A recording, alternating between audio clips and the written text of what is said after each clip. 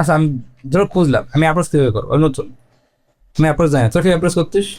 Normally message করতাম যে আমি শিখছি, আমি এই জিনিস শিখেছি, ফর এক্সাম্পল ওয়েবসাইট ডেভেলপমেন্ট আমি শিখেছি, আমি ওয়েবসাইট বানাতে পারি। এবার যদি আপনার প্রয়োজন হয় আমি আপনার বাজেটে আমি করে দিতে পারবো কাজটা, এইভাবে অ্যাপ্রোচ করতাম আমি। বাস না। আর তো আমি গিয়ে করিস করিস তাই বল, করিস এগুলো কি? হ্যাঁ বল তুই কীভাবে অ্যাপ্রোচ করতিস ক্লায়েন্টকে?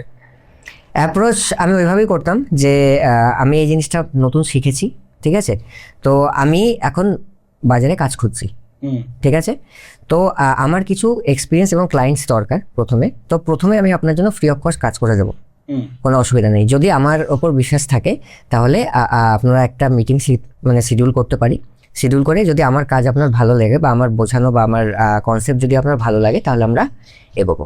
এটা কি কল করে করতিস তোরা, ডাইরেক্ট না হোয়াটসঅ্যাপ এনিথিং হোয়াট এভার? প্রথমে হোয়াটসঅ্যাপ। প্রথম হোয়াটসঅ্যাপ করতাম, এবার যদি রিপ্লাই করতো তাহলে তো ওয়েল অ্যান্ড গুড, আর যদি রিপ্লাই না করতো তাহলে কলও করতাম।